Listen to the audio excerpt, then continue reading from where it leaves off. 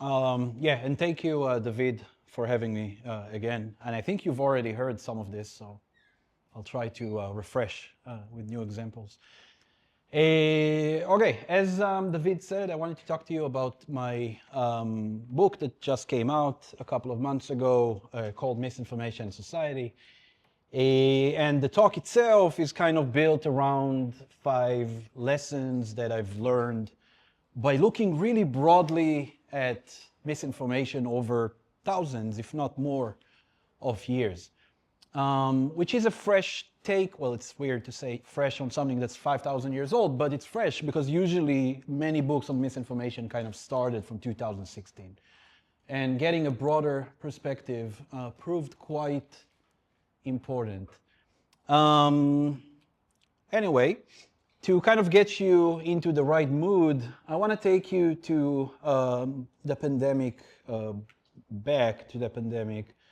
And as you may know, we weren't prepared for the crisis that we encountered during that time. Sickness and death were everywhere you looked, especially influencing the disadvantaged and the marginalized. People were surprised by the scope and the amount of sickness around them, which led to surprise, but also fear and anxiety. And quite interestingly, just at a time when we needed to listen to experts and public health officials, we distrusted them and often preferred to work with all kind of snake oil salesmen who gave us all kind of solutions that were really good for their pocketbooks, but not for our health. And at some points, things got even worse with conspiracy theories spreading around. Maybe the disease did not exist at all, or maybe it did exist, but somebody spread it on purpose. A lot of uncertainty, which eventually led to violence and scapegoating of minorities, and even some anti-governmental riots. Quite extreme. Now, if you're paying attention, you obviously already know that I'm talking about the cholera outbreak of 1854 that caught Londoners by surprise back in the 19th century. And when people in London began to die out of this pretty horrific disease, they wanted to know what happened, like what's causing that disease. They didn't call it cholera just yet. They came up with 2 explanations. One on the left is what we call miasma theory. Miasma theory is the idea that the air in industrialized London was so foul, so polluted, that it caused disease. And the second explanation that they had, which was the one that basically all humans kind of accepted for tens, if not hundreds of thousands of years, was that it was from God. Basically, God or gods, depending on your religion and your origin. For many thousands of years, we believe that when people are sick, it's because God is angry at us, because we've sinned, because we did something wrong. If we fix our ways, the disease will go away. Now, science and public health experts couldn't help much with the God explanation. It may be right, it may be wrong, but there is no way for us to answer that question scientifically. But miasma theory was actually scientific, by which I mean you could have tested it. I don't want to go too much into the philosophy of science, but what separates science from non-science, or the explanation of foul air versus God, is that the God explanation here is something that cannot be rejected. Like, there is no experiment that I can run that will reject the idea that God chose to inflict disease on us. Miasma theory, while wrong, that was not the cause for the disease, is scientific. So you can test it in scientific ways, which is exactly what a guy named John Snow did. Not that John Snow, different John Snow, who went around houses in London with a notebook and basically wrote down how many cases of death from cholera took place in every household. The result was a map, maybe the most famous figure ever to be published by a scientist, where each line represents how many people died in each house. So you can see that in this house in London, there are quite a few dead people. But here is something weird. Just next door, nobody dies. Now that rejects the idea of miasma, right? Because if the problem of cholera is bad air, people who live in that house, yes, here, and in that house breathe the same air. So that doesn't make sense. So they rejected this hypothesis. They kept on looking. Eventually, they discovered that the problem was the water. Back in the day, people didn't have running water in their homes, so sometimes people living in the same area will get water from different sources. And Jon Snow realized that if he followed where people got the water from, then the levels of infection were similar. Why am I telling you all of this? Because once Snow and others realized what the source of the problem was, they replaced the polluted pump, and the disease went away. It led Jon Snow to make quite a prediction. He said after that the time will arrive when great outbreaks of cholera and other diseases will be things of the past. It is the knowledge of the way in which the disease is propagated which will cause them to disappear. So, during those days, there was a strong belief that science is going to solve our problems. Science is going to move us away from ignorance. Once we know how the world works, we can get better at navigating it. Notice that this optimism lasted for quite a long time. So here is a quote from 1967. That's not that long ago, okay, 75 years. We got so good at understanding how biology and chemistry and so on work that the Surgeon General of the United States in 67 says, it's time for us to close the book on infectious diseases. Like, that's enough. That's a thing of the past. This idea that our problem as humans is that we don't know enough is called the deficit knowledge, the knowledge deficit model, or the deficit model. And that's how usually we try to solve problems. Like something new comes around, let's say COVID-19, and the CDC is throwing gazillions of facts at us. Here is what caused the disease, here is what you need to do. Perfect, now everybody's gonna follow science and be healthy. Except, as you know, it doesn't work like that. We saw it after 67 with the AIDS epidemic, ignorance, scapegoating, misinformation. Ebola, you may remember it. It was in 2014 when Americans thought that all of them gonna bleed to death because a doctor visited the Congo, I believe it was. And of course, COVID-19. So apparently just knowing more is not enough. In fact, in some cases we have studies showing that knowing more leads you to be more misinformed or to reject science even more. But that doesn't mean that everything is the same. When COVID erupted, which is much more familiar, I assume, for many of you, or most of you, or all of you, the information environment was very different from the one of cholera. People didn't get information from their neighbors or rumors or, at church anymore, but through iPhones and social media and 24/7 news with a very, very wide selection of channels to get information from. Some of the information was already affected by the new innovations in the area of AI and so on. This class is focused on AI, you told me? Yeah. I'm not going to talk a lot about AI, though we can talk about it in the Q&A if you want. But AI was already around in 2020, though a bit less advanced. And in the United States, the disease was much more politicized than any disease before, which I will get back to, but not now. So I promised you 5 lessons, so here is lesson number 1. Nothing is new, and yet somehow nothing is the same either. One of the reasons I wrote the book was that I kept on hearing and reading and seeing people saying that in 2016, we've entered a post-truth era, like a completely new moment in the history of humanity. where you can't tell truth from falsehood anymore. Nobody seems to agree on anything. I mean, how come my mom, who's a reasonable person, refuses to get vaccinated and so on? So my mom did vaccinate, but generally speaking. And there is a reason why everybody looked at 2016. Well, two reasons, actually. Well, three reasons.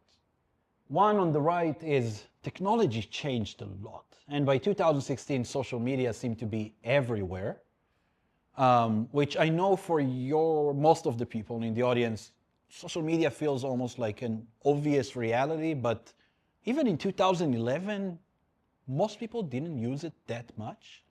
Facebook just started. Twitter was used by activists, but not like laypersons. By 2016, it was widely adopted. And it was used for politics more and more. And around the same time, two things happen in the political realm. The first actually not here. The first happens across the pond in England, where English people vote to leave the European Union, which seemed stunning to experts and pundits and so on, because it didn't make much, let's say, theoretical sense for them to do that. Shortly after, Donald Trump, against all odds, against all predictions, wins the 2016 elections in America, and people assume that the only explanation is that something happened to us. Like we're not the same humans we've been before. We can't identify facts anymore. People fall for lies, people are being fooled with conspiracies and so on and so on. So that was the explosion of 2016 around these two people. The problem with that argument, though, which kind of led me to write the book, was misinformation existed before. How do I know? Well, I started studying it in 2012. And obviously people did it years before me as well. So what did happen in 2016? Why do we feel like we entered a new era? Was kind of the driving force behind this project. And once you begin to look at the misinformation itself, a lot of it seems to repeat. I mean, sure, we now worry about the amount of falsehoods coming out of Donald Trump's mouth, but before that, when I was a teenager, or 20, everybody worried about George Bush during the war in Iraq and afterwards. But before Bush, we worried about Nixon. And before Nixon, we worried about Lyndon Johnson and his lies about the Vietnam War. So from left and right, over the years, it's pretty obvious once you begin to look at it that all presidents lied sometimes, or definitely spread falsehoods. Now, we worry a lot these days about conspiracies like QAnon, assuming you all know what it is, basically that mega conspiracy that elites from Hollywood and the Democratic Party and billionaires or whatnot are all sexually abusing children in all kind of satanic rituals, selling children. Well, that's pretty terrible and scary, but when I was a kid in the 90s, I've heard the same thing about teachers in America. There was this satanic panic moment in the 90s where everybody thought that teachers were sexually abusing children in daycares and in elementary schools and so on. And the same arguments, satanic, rituals, all that stuff. But why stop there? Sometime before that, we blamed women for the same thing in Salem, Massachusetts, during the witch hunt trials. Same story. Women abuse kids for sexual and satanistic kind of purposes. And if you go back even more, you'll find the same story being told about Jewish people in the medieval times, what's called the blood libel, that Jews are using the blood of sexually abused Christian children for their Passover ceremonies. Even an awful narrative like The Great Replacement, this is the story that's becoming way too popular in recent years, according to which non-white people are trying to replace white Americans, with like the Jews or the liberals or the feminists being behind it. This was the driver of the terrorist attack that we had here in Buffalo downtown.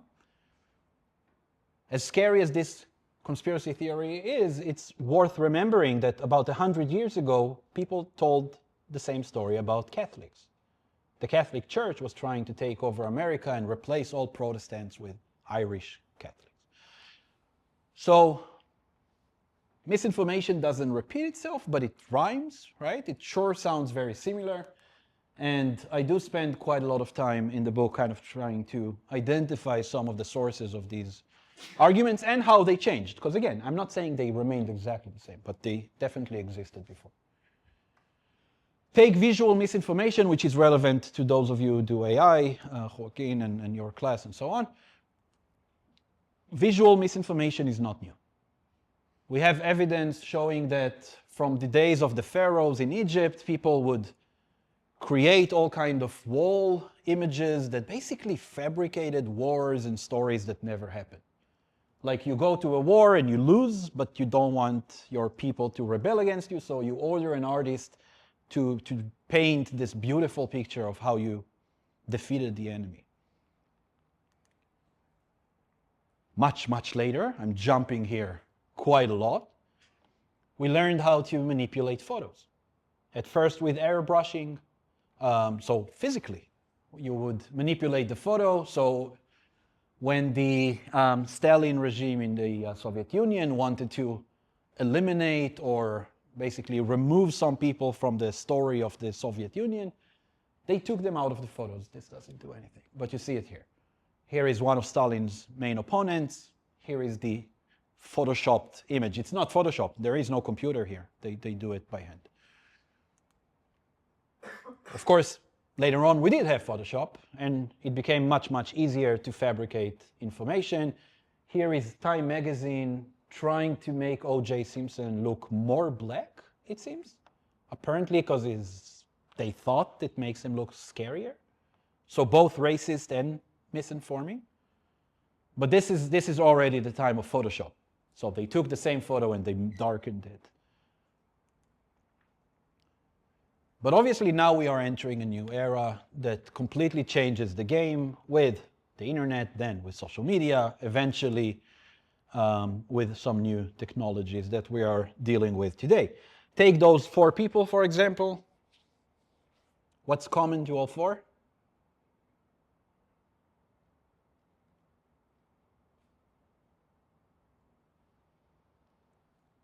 Anyone?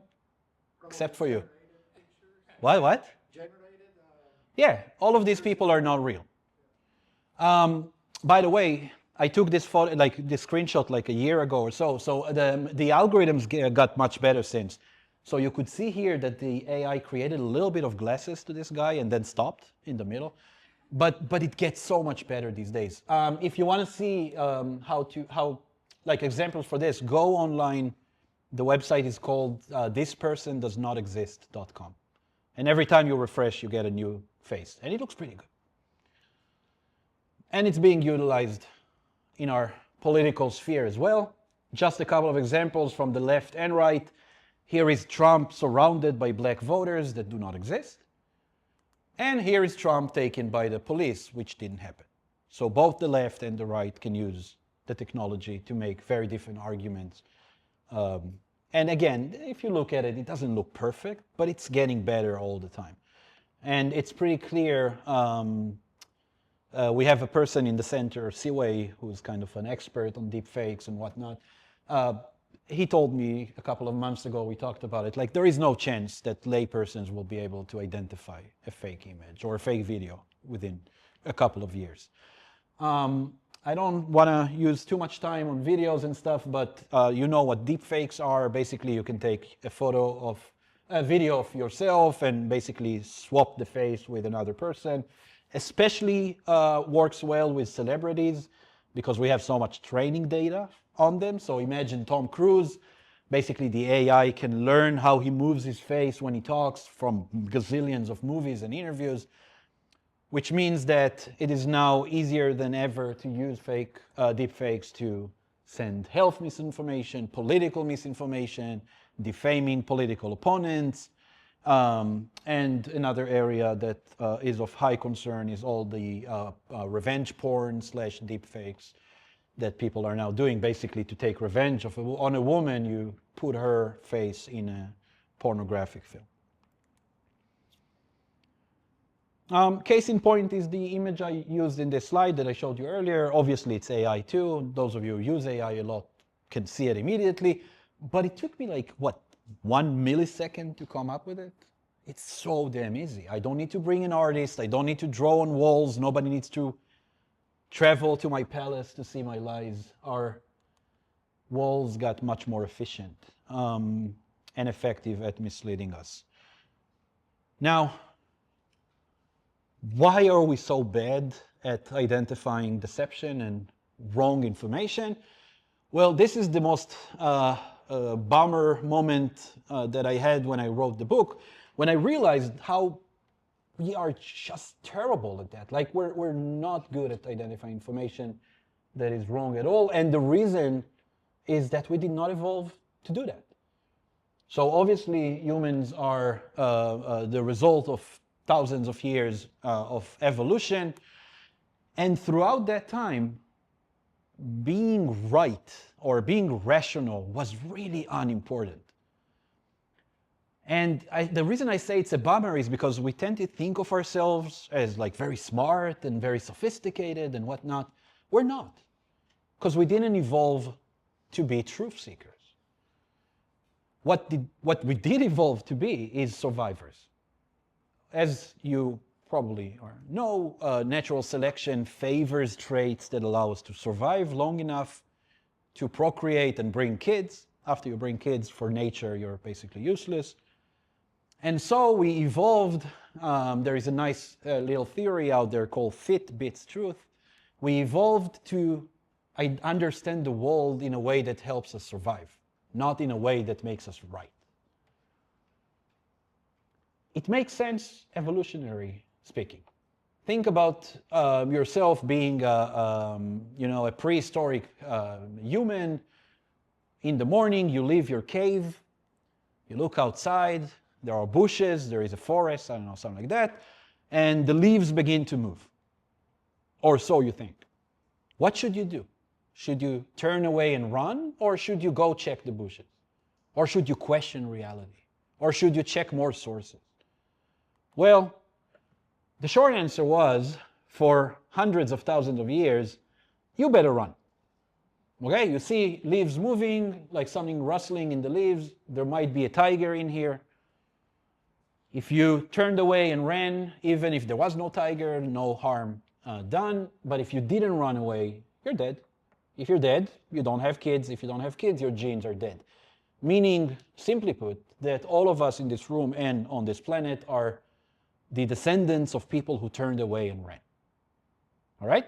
That means that when we see something scary, we don't immediately try to scrutinize it and ask ourselves, is it real or not? We believe it.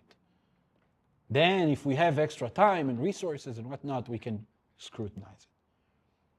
But shortcuts can fail us. That's a shortcut, right? I mean, I see something, I think I saw a pattern that's like irregular, I may turn over and run. This is a shortcut.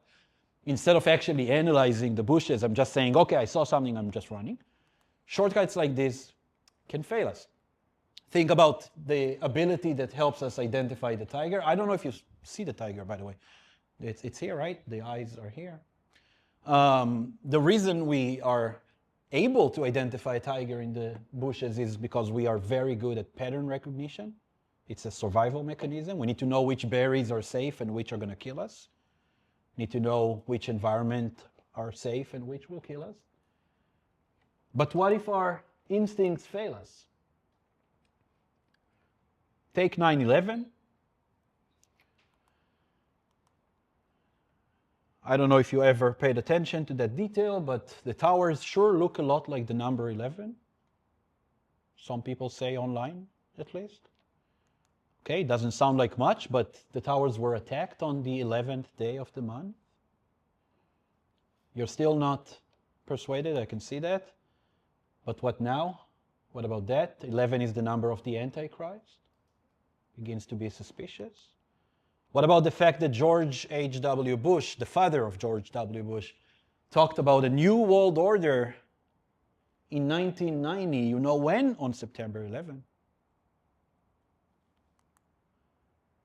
And some people take it even farther and say, well, if you look at the Bible and you count words and make all kind of pattern recognitions, you realize that the Bible is talking about airplane and towers and whatnot. If it sounds outrageous to you, it's a very successful book. It was so successful that there was a sequel that also did very well. Okay, you're still not convinced, I can see. Let's try something else. Take a $20 bill, normal one. I have one in my wallet, I think. Turn it over. Okay. Fold it into an airplane. Here are the instructions. You have to do it exactly as I tell you. Doesn't it look a lot like the Twin Towers on fire? And the back, doesn't it look a lot like the Pentagon building that was also hit on that day? And you would be surprised to know that for many, many Americans, this is proof that it was an inside job.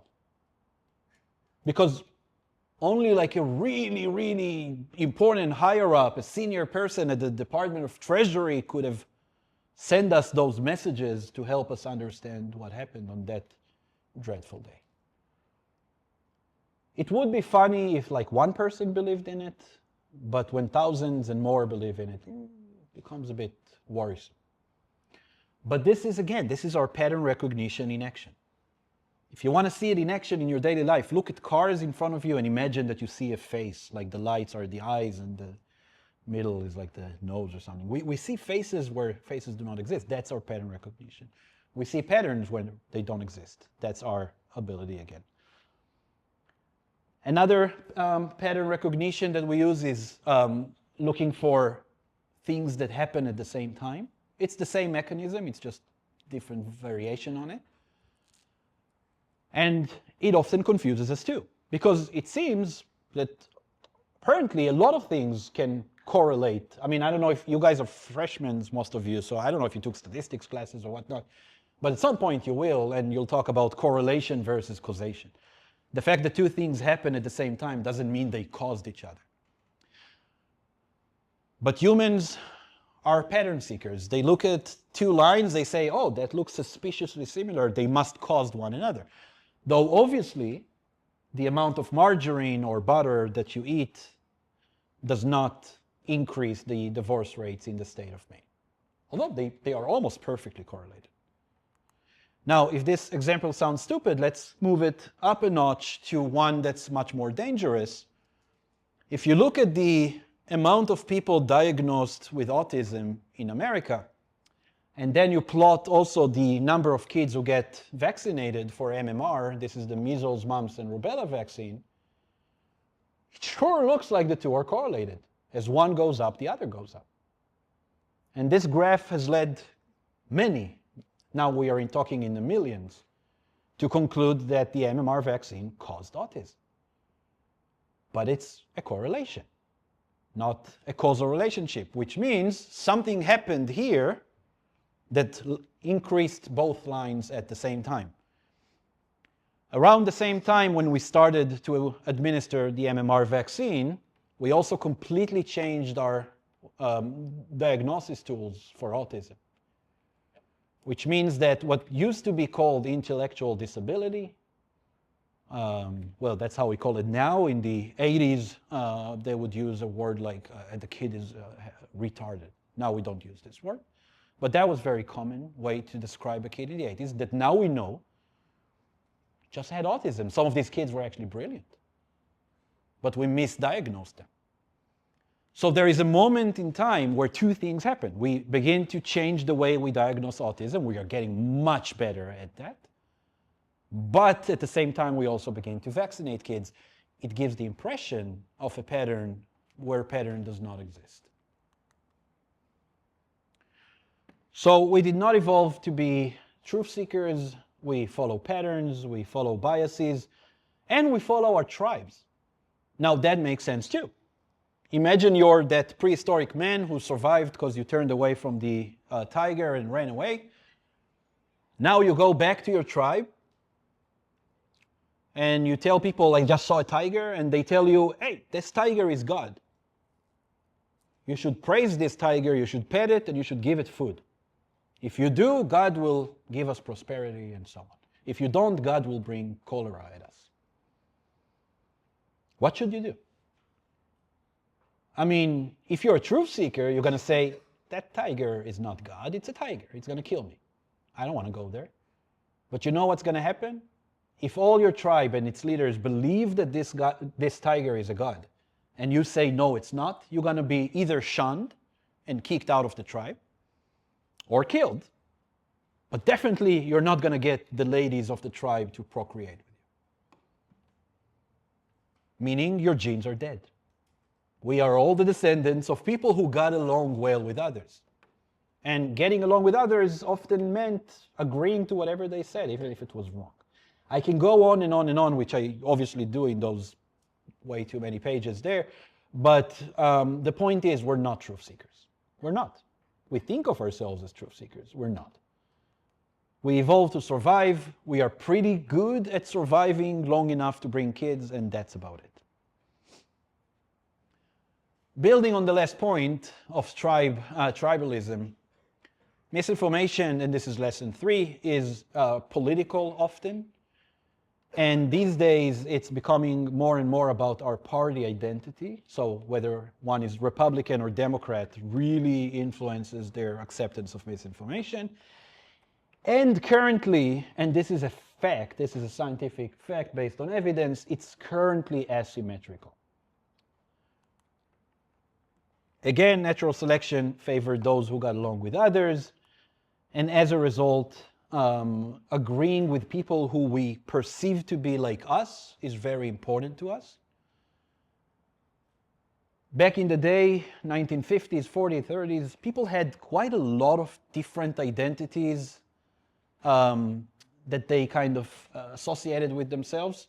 So one could say, like, I'm a Catholic, but I'm also a white person, and I'm also a woman, and I'm also a Democrat. These days, a lot of these identities are strongly tied to people's political parties.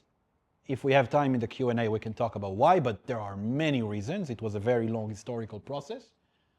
And as such, basically being a Republican or being a Democrat is becoming a bigger and bigger and bigger motivator for people in day-to-day life and in the processing of information. That means, as I alluded to earlier, that at some point some people might reject science even more when they're knowledgeable because of their political identity, which is absolutely stunning finding. This is one of my favorite studies, not my study. It's Dan Kahan from Yale. Basically, do you believe that, which figure I gave you, do you believe that there is solid evidence that recent global warming is mostly due to human activity, such as fossil fuels? Basically, do you believe in anthropogenic climate change? If you look on the left, ignore this for a moment, what you see at the bottom is how well people do in science exams. Okay? You give them like general science questions, like does the sun revolve around the earth or vice versa? Which one is true? What degree will water freeze in? And so on and so on. When you look at all Americans, the more knowledgeable they are about science, the more they accept that the world is warming up and it's us who are responsible for it. But look what happens when you begin to break it down to partisanship.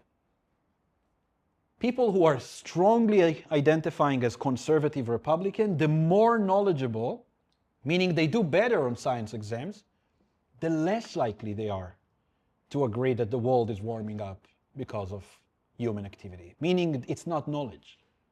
All right? Remember the Jon Snow quote, once we know we're going to do better, not when party plays such a big role. How did we get here? I don't want to spend too much time on it, so I'll do it relatively quickly. There is much more to say here, but I do want to emphasize that by the beginning of the 20th century, science is doing really well in America. Everybody loves science. Kids want to be scientists when they're old. Kids want to be astronauts and whatnot. Why? Because science did so well for us.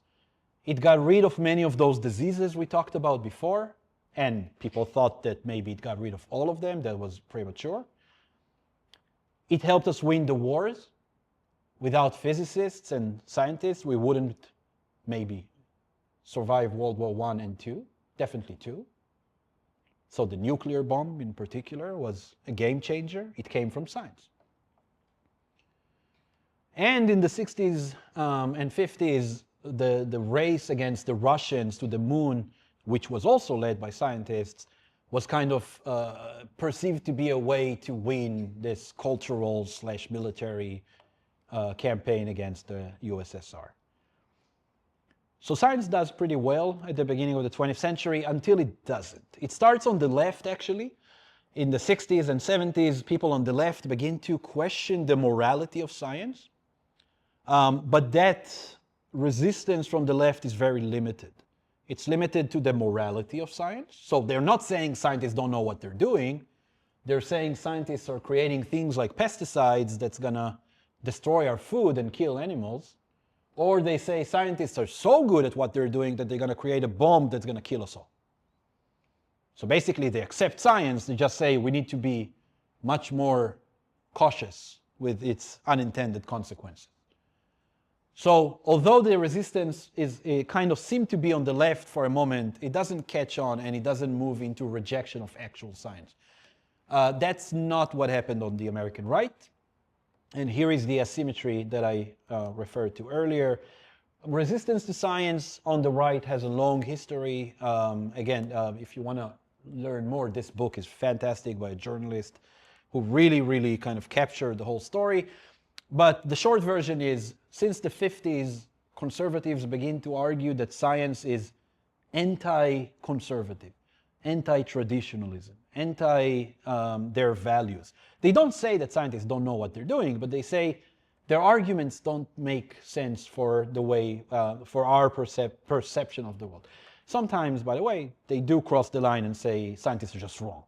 I mean, global warming cannot be true because the Bible says humans cannot hurt the earth. It does. By the 50s, as you may remember from school or other places, Republicans begin to prosecute experts and scientists because they suspect them of being communist. So things escalate. But the moment where it becomes really when the establishment on the right becomes really hostile to science is the 70s and 80s. And that happens to a large degree as a response to the very liberal 60s and some of the achievements that liberals and progressives got in the 60s, like Roe v. Wade, 60s, 70s, and so on. In the 80s, by the 80s, Ronald Reagan manages to build a coalition that is so unlikely yet so effective. It's a coalition of anti-communists, free market economics, and religious traditionalism. Those three things do not necessarily go together, but Reagan was very good at merging them. And the creation of what we now call the new right finds itself again and again in clashes with science. Some of those clashes are about values. People like Reagan believe that the government is the problem, not the solution. They are very anti-big government. And science is funded to a large degree in America by the federal government. So they resist the funding of science. But some of the resistance is moralistic. Evolution cannot be true because we believe in the word of the Bible. Or abortion are evil. Abortions are evil. Or you can't do stem cells research because the human body is sacred and you cannot do scientific things to that, like experiments. Take something like global warming, for example. It's a perfect case study for the politicization of science in the last 50 years, 40 years. Until the 1980s, you may be surprised to know that both parties are in total agreement that climate change is real, that human activity has an effect on the environment. First, it was about things like the ozone hole and so on. Then they moved to climate change. And in 1988, George H.W. Bush, that's the father, says in a speech that fighting global warming can be done and must be done. A Republican.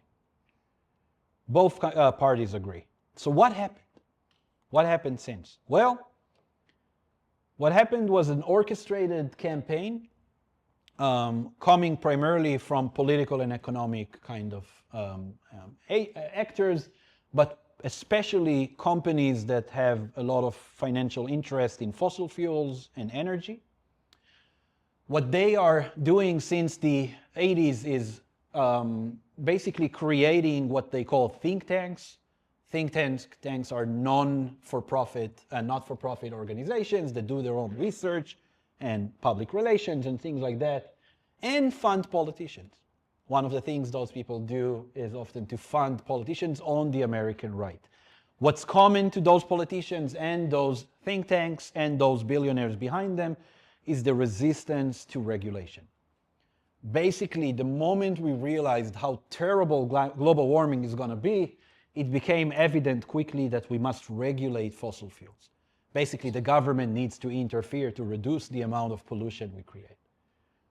But that's bad news for people who made their billions out of fossil fuel money, and they begin to fund research that tries to refute global warming, and they try to fund more and more and more politicians so they get more warming environment in DC.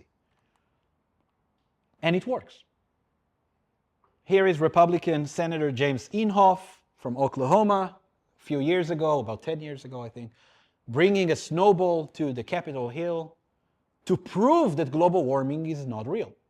I mean, look how cold it is outside in Washington, D.C. Where is global warming anyway?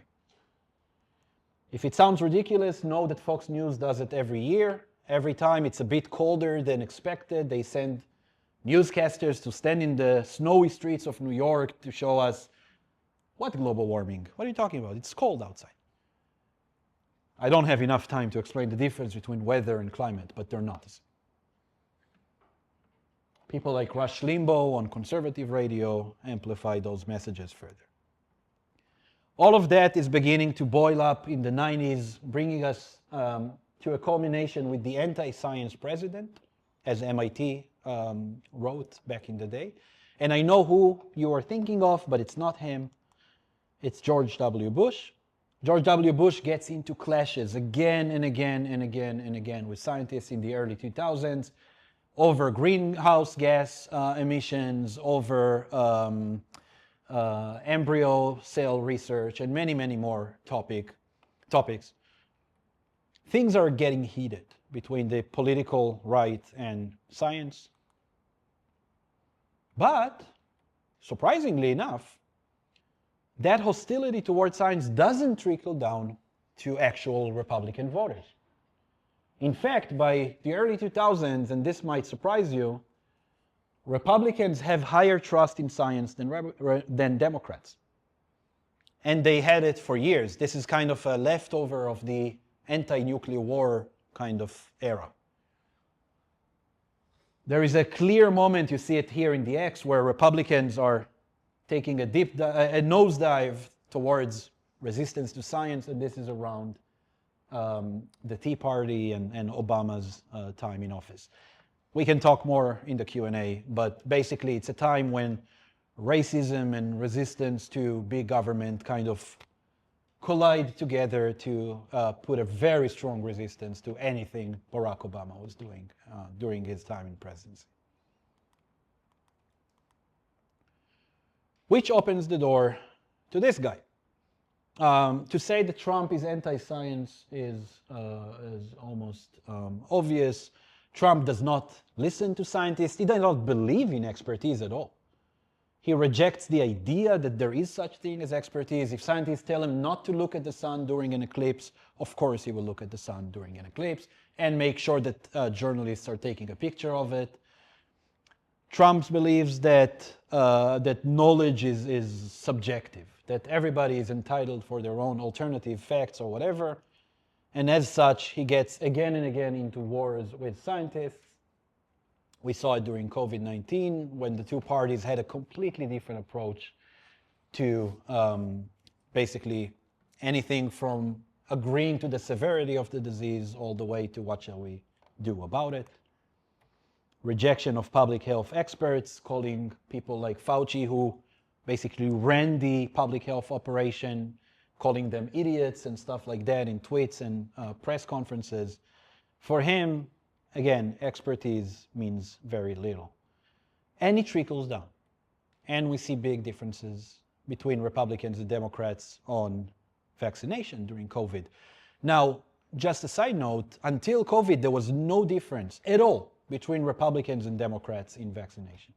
If anything, vaccines were anti-vaccine was kind of associated with like kooky California yoga, oat milk moms of sorts. Not after COVID. Now the resistance is very partisan and it's on the right and the numbers are stunning. My previous book, not this one, the one I wrote with colleagues from Annenberg School, we looked at some of the data. The differences in how Republicans and Democrats see science after COVID are just stunning. And it's not just COVID.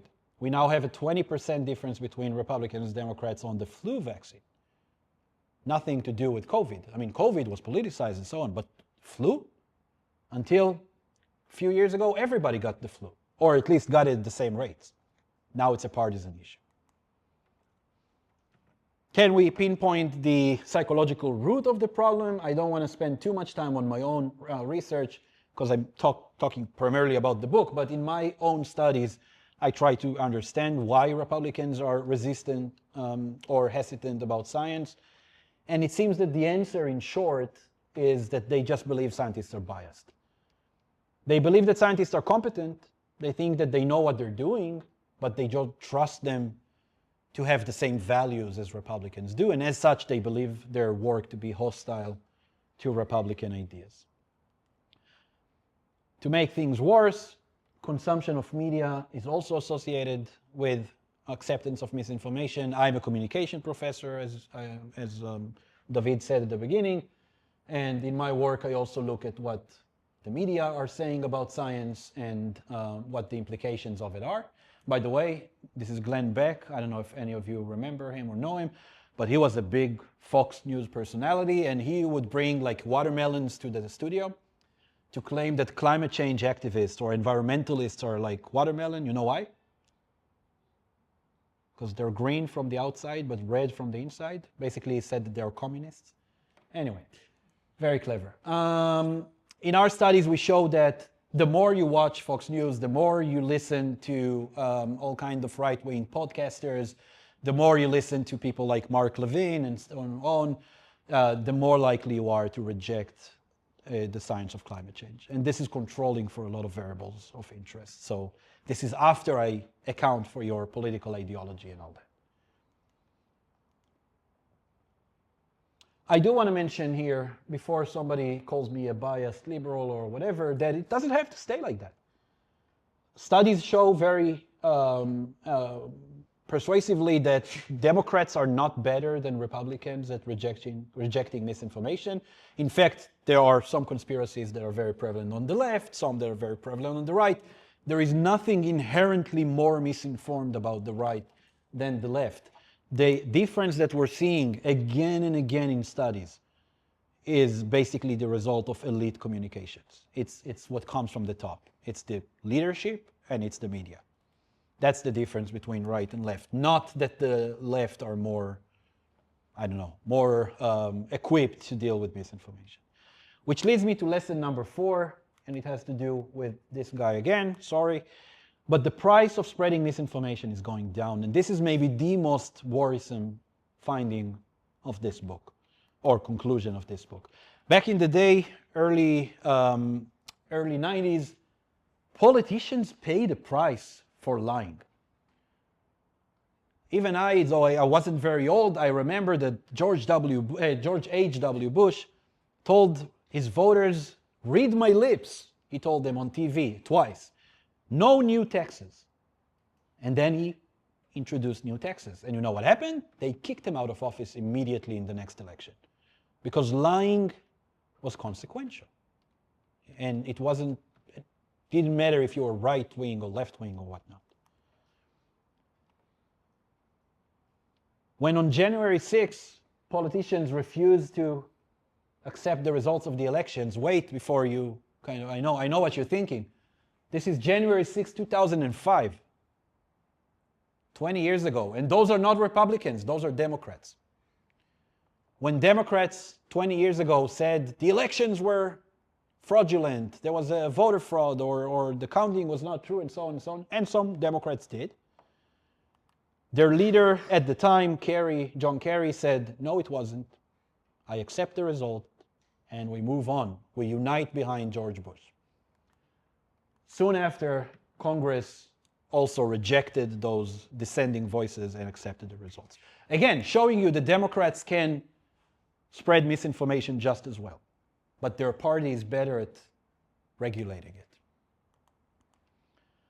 But when Trump said that the elections were stolen from him with zero evidence to support it, not only did he manage to get way too many people on the street to try and,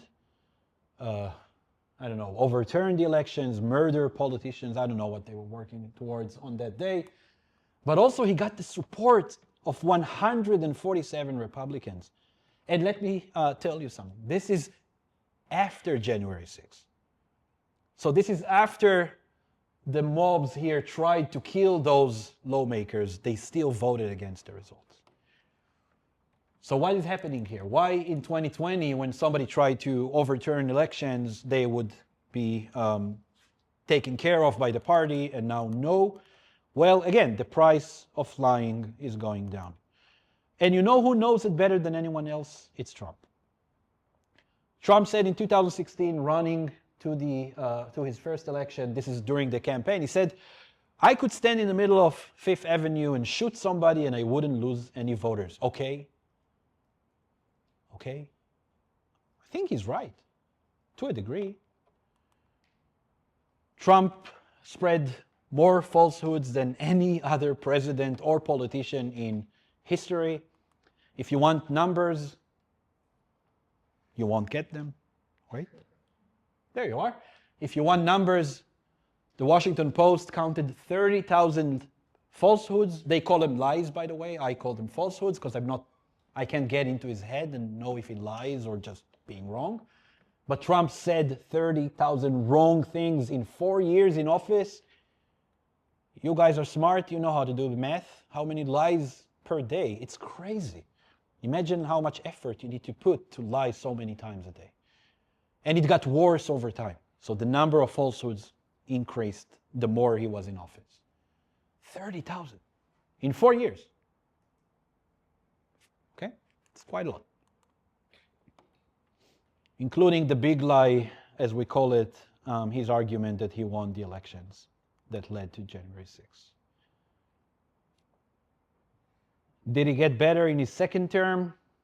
Doesn't look like it. I don't have the number yet, or just started. But you already know that his way back to the White House was filled with lies, like Asian people eat dogs or cats or something. This is just the most memorable one, but there are many others, and it didn't matter. He won. Not only did he win, he won quite easily. Now, it's true that the Democrats completely screwed themselves, but also he won pretty easily. How did he start his new time in office? The same way he stopped the first one. Falsehood after falsehood, again and again, including putting in charge of our health people like JFK Jr., who are now working diligently to take away vaccines from us and from our schools. Despite all of that, despite that stunning number, 30,000 falsehoods, okay? All of which has evidence to. I have the book in my office if you want to read it. I mean, they documented the 30,000 falsehoods. Despite all of that, 51% of Republicans trust Trump on something like COVID more than the CDC. Trump voters trust him more than they trust their friends and family members. And by 2024, at the bottom, Republicans trust Trump more than official election results. So the price of falsehoods is going down. No more read my lips, new taxes. And just as a side note, this is not unique to America. We see the same thing happening in all around the world, especially where parties associated with the populist far right are in charge, like Israel and Hungary and Italy and many, many other, India and others. All of these politicians have learned that lying doesn't mean anything anymore. It just doesn't. You can do whatever you want. When you're famous, they let you grab and all that stuff. Okay, I want to wrap up soon. So what shall we do? Okay. Usually when I give a talk about the topic, this is the part that everybody are most excited for because they believe I'm going to give them some magic solutions. I don't have magic solutions. Because we tried to fight misinformation for, let's say scientifically so, about 40 years now. We're not very good at it.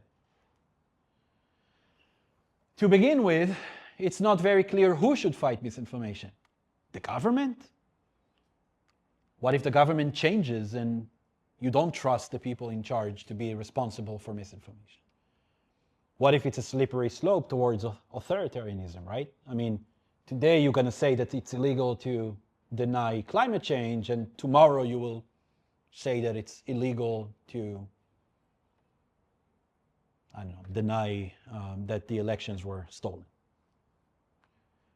Educators, academics, I mean, we are pretty good, I hope, at understanding the world and testing the world and studying the world, but we don't make decisions at the end.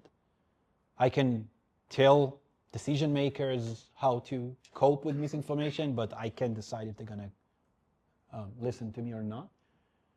And academics and educators are also associated to a degree with political forces.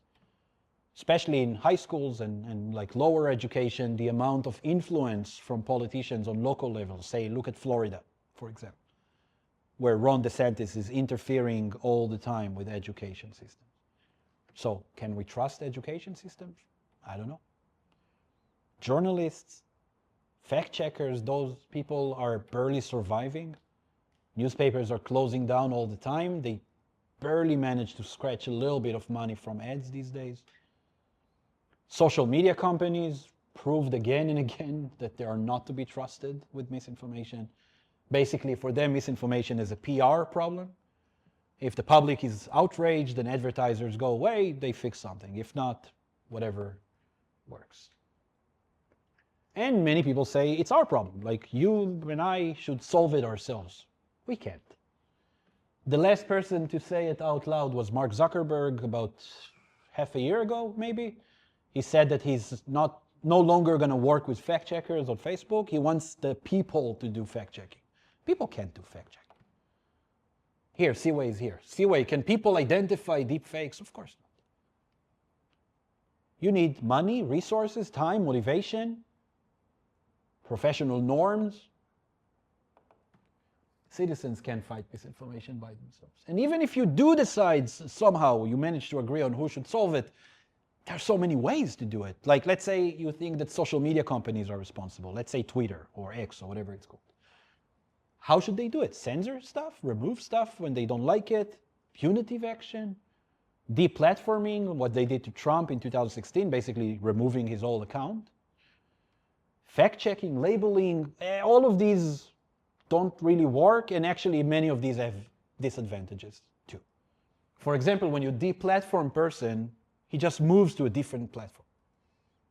There he's becoming like a superstar because now he's banned from the other platform. Moment after Trump was deplatformed from Twitter and Facebook, he basically opened his own social media where he is everything and nobody dares to moderate what he says.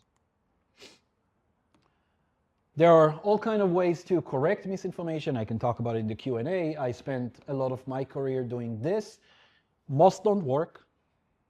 We try to fix like the damages of misinformation after somebody was misinformed. It doesn't work. Misinformation has what we call a continued effect. So basically, it continues to affect you even after you read a correction. What I do think we need to do are big systematic changes. Don't ask me how, because it's hard, and it's very hard even to agree on how to approach it. But I try to think in big terms. I think we need to make changes to our democratic institutions, because people lost trust in democracy. People lost trust in political parties, Republicans and Democrats. We can do it, for example, by limiting the amount of money that private people and companies can put into politics. So we don't have another climate change thing again, like the think tank stuff. We can try to make the party stronger again, and so on and so on. We can try to restore trust in journalism. But that means completely changing how journalism works. In my class, Dan, you're the TA of this class, we talk a lot about the reasons why the media struggles so much the way they do today. And there is no simple solution. They don't have money, in short. And they have tons of political pressures on them. You need to completely change the way commercial media works to restore trust in it and to make it a viable solution to misinformation. We need to make legal changes. I'm not going to go too much into this because nobody wants to hear about legal stuff, but there is something that you should know called Section 230. It's basically a law from 1996 that says that technology companies are not responsible for whatever is happening on their platforms. The idea was, in 1996, if a terrorist is coordinating an attack with another terrorist over the phone, you can't sue AT&T for that. Because AT&T are not like doing the content, they just built the lines. The same logic is now applied to social media because nobody updated this law for 30 years. So Zuckerberg can basically say, no matter what happens on Facebook, I'm not responsible. And the legal system will say, you're right. No matter what I say about Dan on my Twitter account, he can't sue Twitter. He can sue me, he can try, but you can't sue Twitter. Section 230. The good news, everybody hates Section 230. Republicans hate it, Democrats hate it. That's like the only thing they agree on, I think, these days. But they disagree on how to replace it. And with the gridlock we have in Congress right now, I don't think that will happen anytime soon. Last thing is education, building better literacy materials for kids and students. This is what I'm doing here today. This is the 1 hour we did together here. Not teaching kids more facts about chemistry and physics and stuff, because that doesn't increase support for climate action. It doesn't. But teaching kids about how science works, how the media work, how to identify a valid argument, how to check sources. That's what I mean when I say education. I don't mean teaching more things to memorize. None of this is going to be easy, obviously. Those are big, big, big changes that require a lot of effort and a lot of cooperation. Not to even say that they require global cooperation. But we don't have a choice. Now, do we? I will end up with Leonard Cohen, one of my favorite artists and singers, who says there is a crack in everything. That's how the light gets in. So there is hope, all right? But none of this is going to be easy. That's it. We have some time for Q&A? Okay, thank you.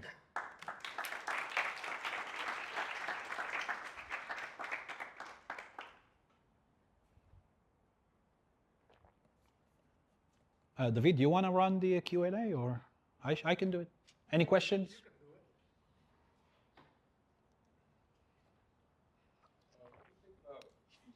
Just louder. My hearing is not great. What do you think about features such as community for acting on disinformation on social media? Community-based? Community notes, like the thing. Oh, yeah, that's what Zuckerberg suggested. Okay, so you asked me to repeat the questions, right? So what about community notes, or like Twitter had Birdwatch back in the day?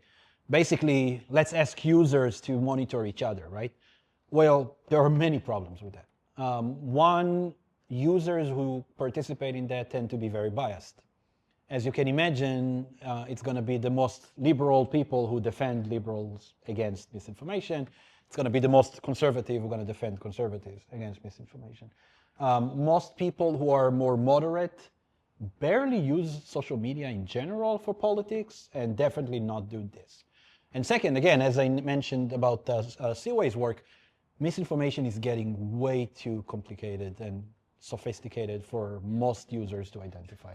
So when you guys at the computer science department identify a deepfake, they use all kind of super sophisticated algorithms. they understand like the physics of light and how to expect, you know, the machine to make mistakes. I can't do that. I mean, even if I'm super motivated, and I'm not, I can't do that. So I think it's kind of BS from Zuckerberg to say that this is going to be the solution. I think he knows it's not a solution, but he thought it was the political right thing to do at the time. It's not going to work. Seaway. Yeah, well, very interesting talk, but what I kind of learned over the past few months, the development is much of the misinformation surrounding, circulating on social media world. It's not technically difficult to tell them apart, Yeah. but it was kind of protected by the First Amendment, which is like one of the fundamental roadblocks. So then a lot of people argue that Yeah. this is not misinformation, it's not expression protected by the First Amendment. So what's your... Yeah. You know, I think this is exactly where there begins to be a gap between what we do as academics and what actually happens in the real world after that. One of my most frustrating experiences as a researcher ever was that when I was a PhD student, we developed all kind of graphic warning labels and tested to see if they can correct misinformation about tobacco. And the labels we created and tested in a super expensive study that the FDA was paying for, okay, so it was with the government. The labels told like stories. Basically, you saw a picture of a real person who smoked and died from lung cancer. And she would say something like, here is Beth, she's 45, she says like, don't smoke like I did because you're gonna die from lung cancer, something like that. We tested it empirically, it worked really well. We were super happy about it. We published it in great journals, everything like on our academic side worked well. Then the CDC, the NIH and FDA went to courts and say, hey, we want to change the labels, we want to use whatever these guys in Penn were testing. And the tobacco companies said, nope, it goes against the First Amendment. And the CDC people and the NIH people were like, how? And the argument was, the tobacco companies argued that the FDA should only educate the people, not persuade them. And if you use emotions, then it's persuasion, not education. Something bullshit like this. And it's completely ridiculous. From a theoretical point of view, every student of communication knows that every message has emotional tone to it. I mean, but fine. The courts took it down. We still don't have graphic warning labels in America. We have them in Canada, we have them in Australia. We don't have them in America because of First Amendment. Now, where do I even begin to talk about the First Amendment these days? I mean, it's all over the place right now. I mean, people are getting fired for commenting on Charlie Kirk and whatnot. Yesterday, there was a big deal around Jimmy Kimmel and whatnot. So the First Amendment is in a weird place where in some cases it's being weaponized to allow misinformation to prosper. And in some cases it's being thrown out the window when you decide to check a student's visa, social media when they cross the border or something. And then suddenly First Amendment means nothing. I don't know. I do work with Jim Gardner, also from the center, to try and understand it better these days. So he's a legal scholar, so he's studying the First Amendment. But yeah, it's part of what makes it so hard in America. Other countries, I will use the opportunity to say that other countries have stricter laws against misinformation. So if you go to Germany or Austria, for example, and you deny the Holocaust, basically you say the Holocaust, they never existed, it's a hoax, you can go to jail. You're definitely gonna pay a fine, but you can actually go to jail. In America, because of the First Amendment and other reasons, we generally don't regulate speech legally. Unless it's like, you can show that it's extremely dangerous and leads to like an immediate threat or something. But who gets to decide that? Well, politicians, lawyers, judges. I don't know. Yeah. Yes, David. So what about, on the same topic? Yeah. What about if we were able to establish a difference between First Amendment rights that apply to the users Mhm. versus the way, looking at the way media corporations, particularly in social media, but Yeah. it's all over the place, train their algorithms to promote Yeah. sensationalism, which is oftentimes misinforming, Yes. manipulating people. Can we establish that difference? I know you're working with Jim Gardner, as you said. Yeah. Yeah. Do you And I do talk about it quite a lot in the book. I suggest some solutions that I think are better than censorship, because I don't believe in censorship. I offer some better options, some of which is to change the algorithms so we don't actively promote sensational, emotional stuff, right? But again, the legal system here is very forgiving, let's say it this way. First of all, the First Amendment doesn't say anything about Facebook or Twitter. The First Amendment talks about the government limiting free speech. This is, by the way, really important point to make. If you hear people say like, Facebook cannot remove my post, it's against the First Amendment. That's not true. First Amendment says that the government cannot censor speech. Nothing about corporations. Facebook can decide to remove your post, just like Walmart can decide to remove a soap that was found to be toxic, right? So take that fact and add to that section 230 that says that basically you cannot sue them for anything. So the government cannot censor Facebook because First Amendment. Users cannot sue Facebook because section 230. And that means that, as I said earlier, for those companies, all of this is just a PR problem. It's not a legal problem. When it comes to Zuckerberg and Musk, they can do whatever they want. Like literally whatever they want, and there will be no consequences. The only time they care is when users begin to rebel, like after Cambridge Analytica in 2018, when people began to like say hashtag leave Facebook and whatnot, which didn't work, but tried. Then sometimes they say, oh, I'm gonna try to do better and so on and so on. You know, we see Zuckerberg and others like being brought to Congress all the time for hearings and whatnot, but they basically can't do much beyond just try to shame them, and which they're very bad at also. Yeah. But yes, I mean, yeah, you both are right that in America it's even more complicated than in other countries. And you will see often that when companies do change their behavior, it's because of like legal changes in the European Union or in Australia or something like that. Similar case was with the iPhones. I mean, iPhone didn't want to move to USB-C, right? I mean, they wanted to use their whatever Thunder thingy. But when the European Union told them you have to move to USB-C by law, then they changed it in America as well. So maybe the same thing can happen with misinformation. If the European Union says like, you can't use Facebook in our countries until you fix this and that, then maybe they will fix it globally in America as well. I don't know. But to hope that the change will come from DC. And it doesn't even matter if it's Democrats or Republicans. Both cannot do anything about it. Yes, sir. What do you think? Do you think that there should be like regulations to political parties to some degree with misinformation?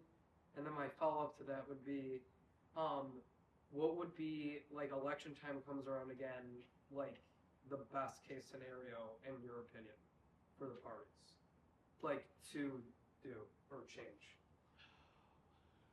The parties in the United States suffer from two things that kind of made them weaker in the last 50 years or so compared to the past. One is the fact that parties decided to move to a primary system. So basically, 50 years ago, when Republicans wanted to run for president, they would sit in what they used to call like smoke-filled room. Basically, everybody would smoke together in a meeting room, and a bunch of old white men will talk to one another for an hour, and then they will leave and say, we are going with Goldwater, okay? Since the 60s, 70s, I believe, both parties moved to a primaries path for choosing candidates, which means that voters are now choosing the candidates. That was done with good intentions. The idea was, let's make it more democratic, right? Let's let the people choose candidates. It didn't work well because what happens is apparently only very extreme partisan people tend to vote in the primaries. So primaries tend to get like the more extreme characters to succeed. This is why I'm going to use both parties as an example. I think like in the olden days, both Trump and Bernie Sanders, for example, I'm not saying they're the same, but both were, you would have been considered too fringe, too extreme for like party leaders. But in a primaries where the most enthusiastic are voting, they became like forces, like political forces, right?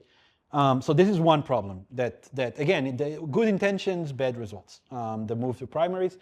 The second thing is that in the United States, everything is a zero-sum game because we only have two parties.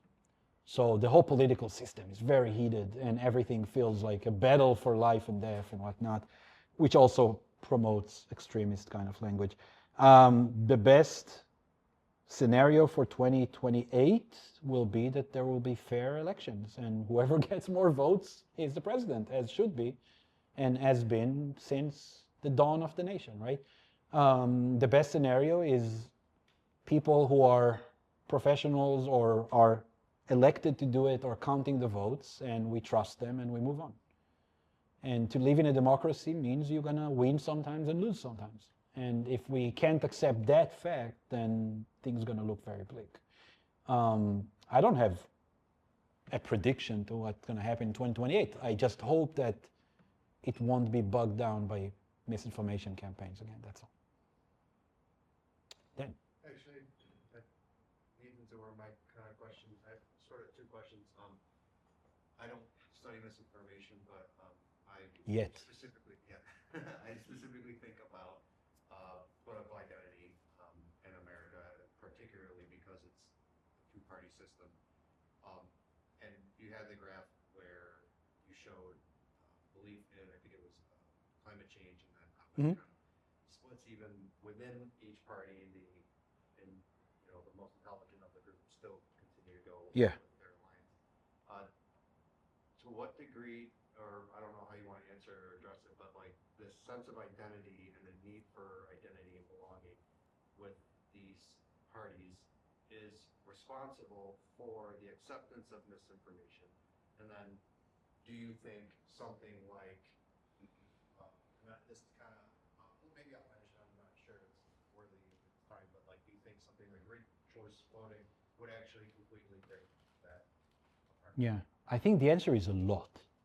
And again, it goes back to his question, especially in a two-party system where every time one side wins, the other side loses, right? There are quite a few studies that I talk about in the book somewhere there where scientists were trying to see how much do you need to identify with something in order for you to begin to kind of be biased by it, right? And the answer was very little.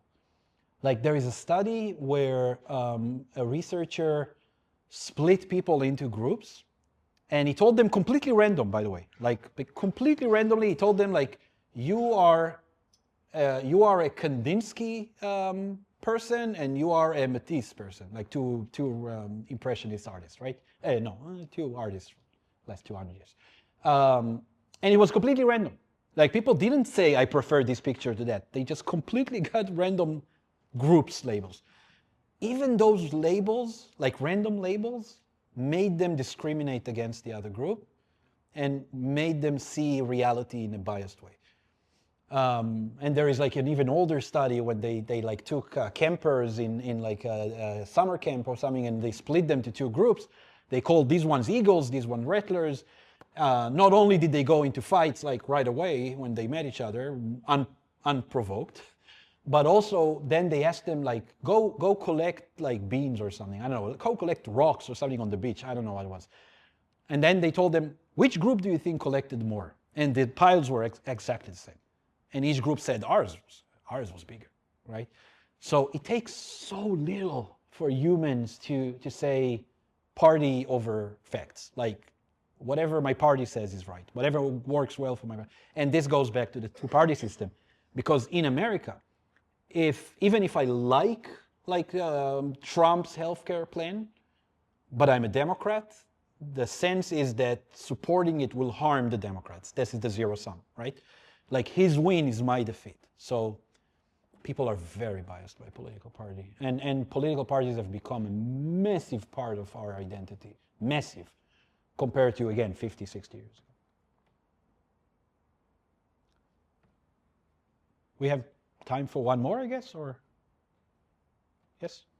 Do you think the existence of AI that is approaching a level that is nearly indistinguishable from reality, do you think that will dramatically change the landscape of misinformation, or do you think it'll follow a similar route it has historically? So me and Joaquin here in the front row and my wife, we're working on a book project together. And we try to kind of imagine what AI is going to do to humanity and how we should approach it in like those big questions like you asked.